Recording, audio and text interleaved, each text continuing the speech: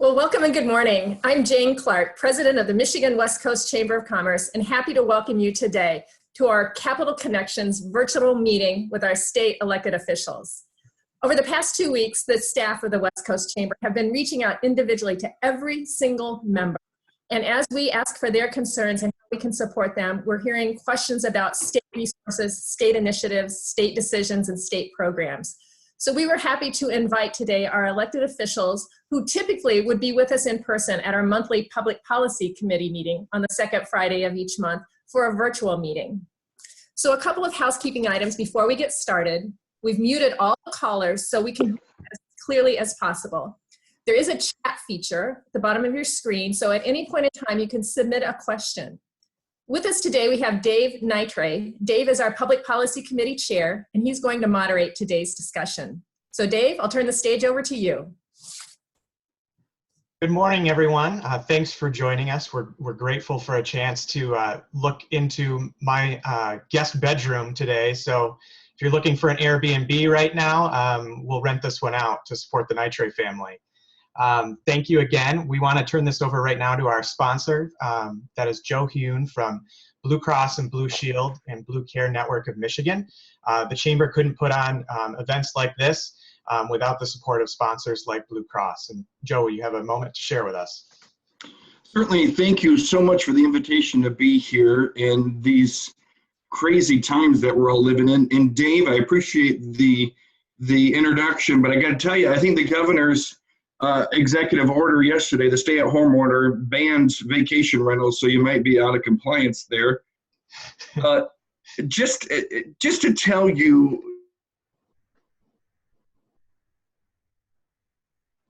kind of some of the things we're working on. Certainly, we've just been literally working around the clock trying to address the needs of our healthcare system and our people, our customers, our partners. And we certainly couldn't do this without partners like the Chamber, without partners like all of our medical community, our customers, and certainly our agents. And some of the things that we've been doing that I think are certainly worthy of repeating and announcing a little bit further are, we've certainly been providing some additional grant funding for telehealth care delivery systems, organizations that are in need of enhancing their telehealth delivery systems. We've been providing some grant funding for that. We also have literally been asking our staff, our medical staff, to volunteer if they are willing and able to volunteer to go to the front lines and help in the hospitals and address patient care one-on-one, particularly with COVID. And we've had a few dozen, almost a few dozen of our employees step up to the plate, volunteer, while fortunately our company's been providing their full salary and compensation while they are volunteering in the hospital setting.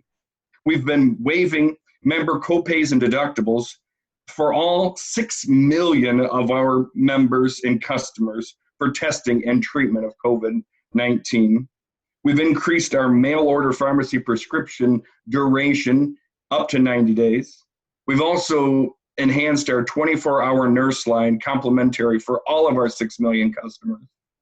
And then we've also worked to expand our telehealth system, which will be free of charge or complimentary to most of our customers for behavioral health, most common office visits, and of course, certain hospital follow-up appointments as well. And it's literally an effort to make certain that we minimize and reduce the human-to-human contact and that interaction, which is working to spread the disease when that interaction occurs. We've also been working with our medical community to make certain that they can also get through these tough times, seeing that non-essential medical procedures and visits have been put on the back burner for the time being. And then for small business, we have a special set of tools and resources available, and our customers that are in the small business arena can email smallgroupcovid19@bcbsm.com. Again, it's smallgroupcovid19@bcbsm.com. You can check our website, BCBSM, for further updates. We also have a blog at mibluesperspective.com. And again, we couldn't do this without great partners in our community. with our customers, our local chambers of commerce, and others. And I would be remiss if I didn't give a shout out to our West Michigan or our Holland office director, Sandy Ham, who's a great team leader in that community. We appreciate all her efforts. And before I turn it back, I have to do a little bit of humor. And I got a meme the other day, and that meme said, my favorite three pastimes are eating at restaurants, going to non-essential businesses, and apparently touching my face. So with that, we appreciate all of your efforts. We thank you for our partners in the legislature who had a crazy week going to Lansing this week. We thank you. We're working around the clock. And if you need anything, please give us a holler. Thank you so much. Thank you, Joe. And thanks for keeping me on the straight and narrow there with the update on the governor's order. We're excited to be able to have contact directly with our state senators and state representatives. And we're going to turn it over to each of them to take about 2 minutes to just describe what they've been up to during this crisis. And we would like to start with Senator Victory, please.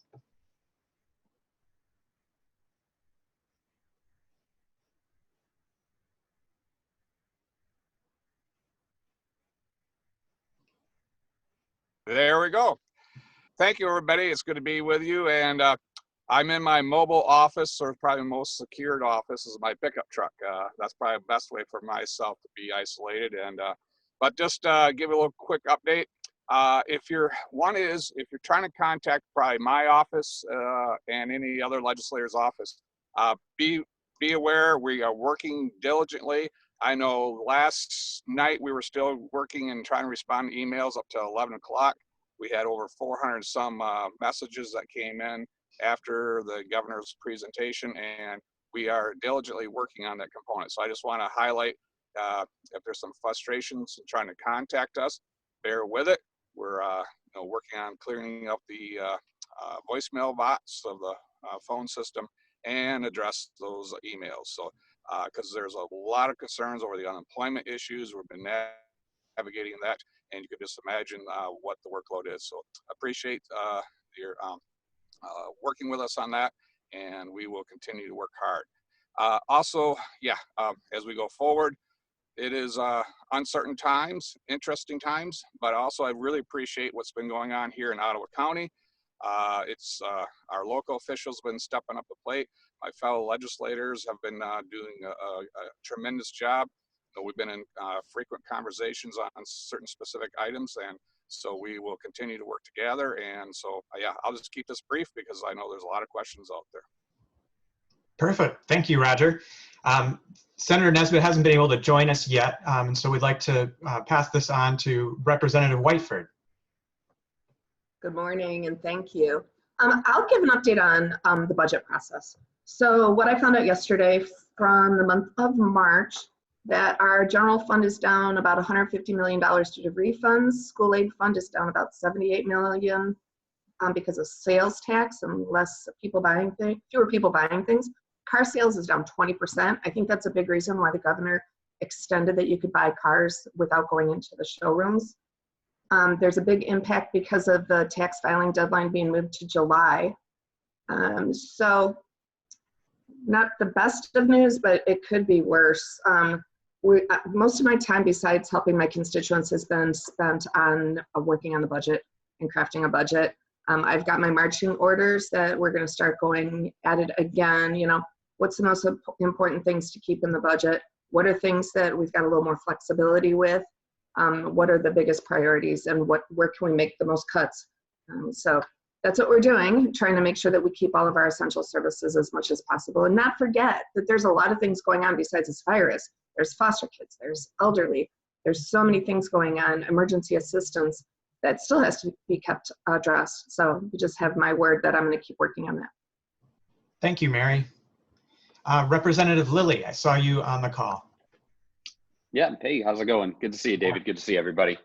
Hey, thanks for giving me a couple minutes. I'll try to be brief. I'll also try to leave a little bit of time or a little bit of things for other folks subsequent to me to talk about. But, we've been busy in the legislature. As many folks saw this week, we went back, to vote essentially on extending the governor's emergency powers, giving her authority to May 1st, essentially April 30th, the end of the month. We did that for several reasons, despite the fact that we feel like we're sort of negotiating with ourselves on some of these orders. The governor has taken some of our input, but certainly not as much as we'd like. But we do recognize that this is a pretty serious pandemic, that our healthcare system is overwhelmed, and we do need to provide some leeway to the governor to address that. What you'll see over the course of the next couple of weeks from leadership in the House and likely the Senate as well, we're very disappointed with the governor in terms of her last order and not adopting the new updated CISA guidelines from the federal government. The governor spent a lot of time complaining about the federal government not providing resources to the state, which is unfortunate. But the reality is the governor didn't actually apply for those resources until we pointed it out that she hadn't. And now she's sort of blaming things on the federal government again, but isn't following the most up-to-date guidelines related to, sort of emergency situations and critical infrastructure. So we see that as a significant risk to Michigan and to Michigan's economy. And you'll see us sort of ramp up our efforts over the next several weeks in terms of applying pressure there. But the fact that we went in, the fact that the governor asked us to extend, her emergency powers does give us some legal footing as we get into sort of the end of the month here and continue to push back and try to get some rationality to some of these orders. At the end of the day, it's unfortunate, but we have a lot of agricultural focus here in West Michigan. And while the governor seems fine allowing, curbside pickup for marijuana, she's not okay with curbside pickup of plants and things like that are in our greenhouses, ready to be planted. And a lot of that inventory is going to get wasted and thrown out, which will have devastating impacts on the West Michigan economy here. So with that, I do want to leave some things for other folks and some time for questions at the end. Thank you, Jim. Representative Sly, you're up next. And thank you for the opportunity for me to be able to speak to you this morning. I too have been involved a bunch with the budget side. One of the interesting things to me is that our Treasury Department for the state has said they expect a $1 to $3 billion hit in our revenue stream for the state this year. Our House Fiscal Services has said, well, we're not so sure that we can come up with that number, but it's not out of the realm of possibility. So we'll see where that all goes. One of the other interesting things is we can be heavily engaged in all of this virus stuff, and yet we've got other kind of problems, i.e. there's continued high water issues. And so I know that many of us that are on the call are working on those issues along with everything else that we're trying to do related to the virus.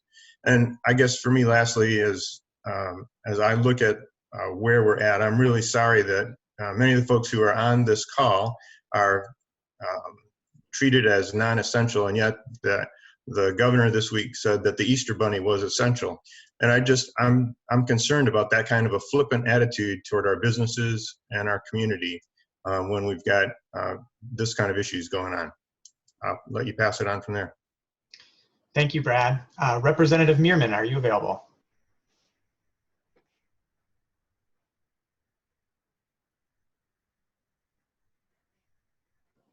Representative Meerman, Luke, I think you were on the call earlier. Are you able to jump on?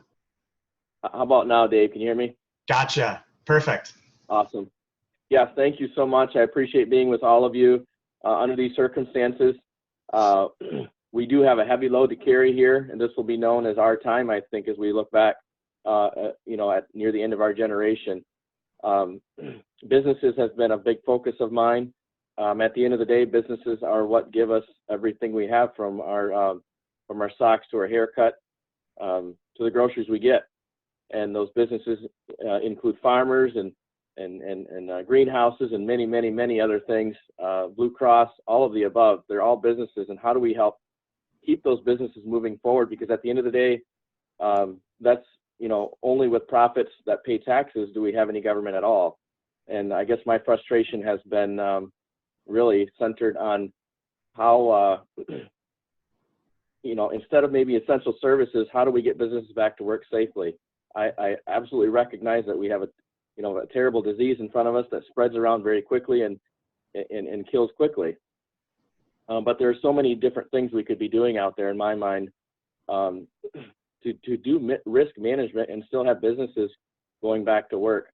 So it's just been a big interest and focus of mine, and also a lot of frustration and feeling like not really having a lot of impact. But we'll keep working at it, and we'll get through this. Thank you, Luke. I appreciate it. To build on what Representative Meerman was saying, we had a question submitted earlier that Senator Victory would like to direct to you.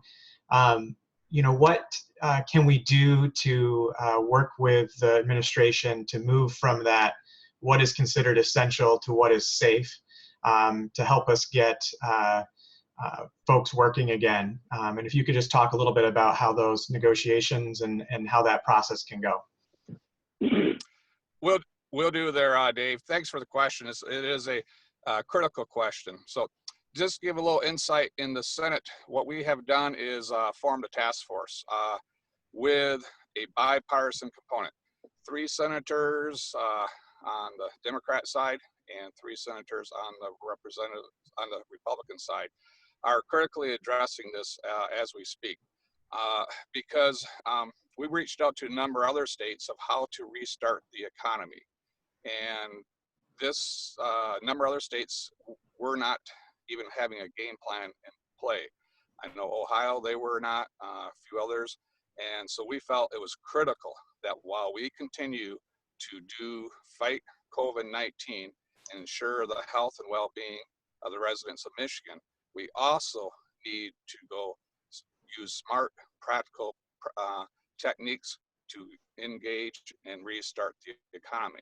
So as that work is being done, things can be even done here locally, and that's what I will be working on, and I'm sure my colleagues will too. And I like to use the phrase, be safe, work safe, be safe. Again, work safe, be safe. Because there are many opportunities, many business activities out there that can be done while working safe and be safe for the general public. I think Representative Meerman mentioned a number of those too, and those are exemption, our greenhouse industry, our horticultural industry here in Iowa County. We're one of the top producers in the state, and it is devastating. The financial impact that is going to be upon these growers is huge. And there are best practices that can be implemented, making sure that the general public is safe and having that product. And we need to be able to roll that out and under the guidance of work safe and be safe. So those are things that need to be done. High level negotiations, bipartisan, but also I think we need to be aggressive here. And is there some opportunity, is there some aspects that we can locally address this here while still working safe and being safe? And those are things that I know I will and my colleagues will continue to work on. And then also if any insight or input that's out there in our community, please forward any examples of that to us.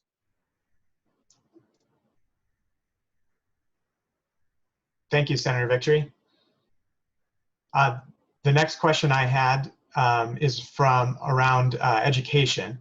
And what we're seeing is school has been ended early. It's about a third of the school year that is done. And Representative Whiteford, we were just curious, what can be done to ensure that there's not a learning shortfall? And like you mentioned earlier, just that state budgets are changing, what can be done so that schools can stay whole during that time? Okay, I'm unmuted. Okay, so Executive Order number 35 has provided a variety of options for schools. So cyber schools can continue to operate. There's a seat time waiver. Districts can get up to 24 instructional days forgiven, including snow days, teacher continuing education, and 13 days forgiven directly. So most of the schools have done it, and I reached out to my ISD superintendent. So he said every single school have implemented continuity of learning plans, so COLs. It's an all of the above approach: phone, email, Skype, online, mailing packets, and they all have to have contingency plans. One of my concerns was our special needs schools. So we have Hillside. Out of all those kids, they were able to reach every single one of them but 2. So they physically went to those kids' house, did a wellness check, make sure that they got the information and educational needs that they required. They're doing a lot of telehealth as well with social workers and psychologists, and there's a way for them to bill Medicaid through that process. So it's not as grim as we were all thinking it could be. Our teachers, they care about their students, you know, regardless of what kind of rhetoric is going on. They care, and they're doing their best to try to meet the needs of these kids. I'm always worried about them. So I was appreciative that they're doing the telehealth and telepsychiatry and all that, because that's, you know, we've actually gone into the future right through this crisis, things that we knew that would help, you know, being able to do more things online. And so I'm really hopeful about that, but I think that pretty much answers the question. Yeah, thank you very much. You're Next welcome. question is for Representative Slaa. Are there changes at the local government level that people are talking about with you that need the state to help facilitate, that might help us drive a stronger business community going forward post this issue? Yeah, you know, I thank you for that question. We're really serious about looking at local government and potentially finance. How do we do things in the midst of this crisis and beyond that will make a difference for us? You know, could we, as an example, provide some sort of a sales or use tax holiday? I'm not sure, but it's one of those discussion items. Could we change the way that income tax is done, and how we file or when we file, or are there ways that might make a difference for us? So we're looking at a whole bunch of just different policy ideas and what could we do? How could we change what we might be able to think about? And one of those ideas that came from one of our local units of government already is, could we ensure that even in the midst of a crisis like this, that inspections get done, because inspections are part of the process of being able to finalize things as we move forward. So we're looking for ideas. If people that are on the call today have ideas about how we could change government, how we could change our financing, how we could do any of those kinds of things, we're really interested in hearing from you. I'd love to have you send me an email, a text, whatever, and let's talk about it. This next question is for Representative Lilly. We have about 5 minutes left, and I'm getting lots of great questions coming through. So as succinctly as you can, does the legislator have any leverage or ability? Are there any checks and balances on those executive orders that can come from the legislator in terms of making some changes to them? So the answer to that question is it depends on what legal perspective you have. So part of the reason that we came in recently to basically extend the governor's power is because there's some argument that under the 1945 Executive Emergency Power Act that there is no time limit on the number of days that she has. But in the 1976 sort of act related to that, there is a 28-day limit. And so there's some conflict between the two statutes. Every executive order that she's issued, she's cited both statutes, but the fact that we were able to get her to ask us to come back in and extend the authority, I think suggests that we have some ability to have influence there. And so what we've basically done is we've done that. We've extended it to April 30th. And the implication of that is that she needs the legislature to extend it again. That's really where our leverage lies at that point, that April 30th deadline. We're going to continue to push. But a lot of what we have to do right now is be representatives in our district and sort of work to get public opinion on the side of the legislature, on our side, where we're saying, look, Governor, stay home, stay safe. We understand that, but at some point we have to get people back to work. And as other representatives have sort of mentioned on this call, we need to transition from a stay home, safe environment to a get back to work and be safe type environment. And that's where we're working on transitioning here in the coming weeks. So you'll see us continue to ramp up pressure on the governor. And I think ultimately when we come back on April 30th, you'll see us try to, as we look to extend, make sure that we've got some agreement at that time. Thank you. This question, don't have one directed at anyone in particular, but a lot of business owners, even outside of the plant industry, are really concerned about their ability to exist. If the governor does extend the order beyond April 30, or at this point, what are the penalties for businesses that choose to operate anyway just to stay in existence? Oh, sorry, I was just sending a text. I feel so bad. Ask me that question again. Yeah, oh, no problem. And if someone else wants to answer too, just what are the penalties currently for businesses that just feel like they have to exist, like get plants in the ground, those kinds of things, where they would stop existing if they didn't do those things? What is the penalty structure right now? Well, Dave, Dave, this is Roger Victory here. Mark me if I'm wrong. I do believe right currently it's $1,000 penalty or fine that can be assessed, and there's also possibly another $500 penalty. There's two different categories, and I don't know if they can be combined together. And so that is the penalty, but then you also have the public opinion and that whole component. So the one issue we have is, can we fight this with a unified front, or do we divide among ourselves? And one is, I'm advocating to bring a unified front, a unified voice to the administration. And are there these specific entities that we can work smart and be safe at the same time? And if we have a unified front, we have a more effective voice than if we create a civil war among these entities. So to tie with that, if there's businesses that have concerns about what's still in the governor's order, how should they direct those? Well, one is, I was talking to a business this morning, and even what the administration had on their website changed overnight. So this is very fluid, just like COVID-19 has been very fluid on how it has been changing. So I would say, again, dig into it. It has changed overnight. What we had posted yesterday is no longer on the website. Whole sections have been removed. So there again, dig into it or contact our offices. We'll be more willing to assist on that component. But currently, even what she has instituted yesterday has been somewhat changing overnight according to the webpage. Thank you. Representative Lilly, see if you could chime in on that as well, but then also talk about whether or not the high water level work is currently considered essential.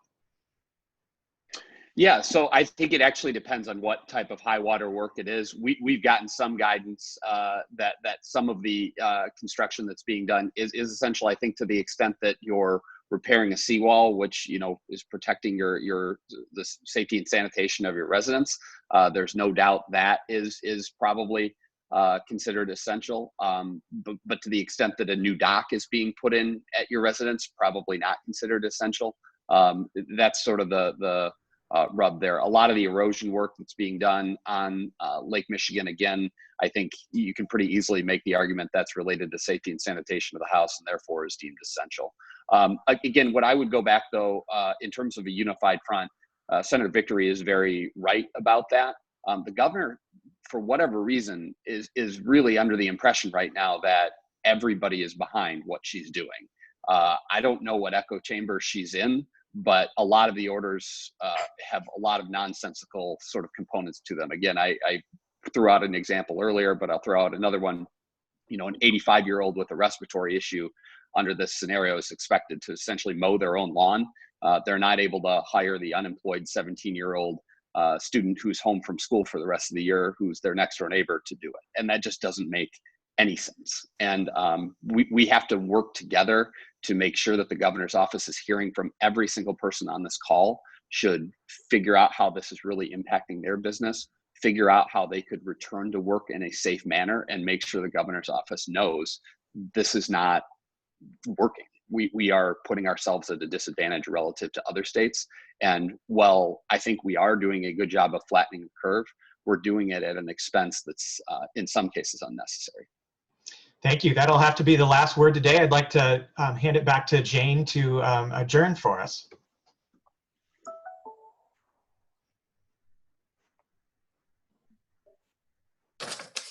Well, thank you so much, Dave. Thank you to our state leaders for being with us today. We know you have very busy schedules, and thanks for carving out time to share with our members.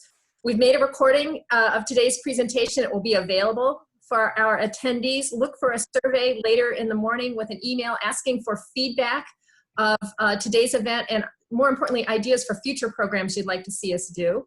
We have great information at our website, www.westcoastchamber.org. I'll give a quick commercial for our next Advocacy in Action program. Next week, Thursday at 9 a.m., we'll be joined by Congressman Fred Upton. Please sign up for that one as well. Thanks for joining us today. Make it a remarkable day. Have a great holiday weekend. Bye-bye.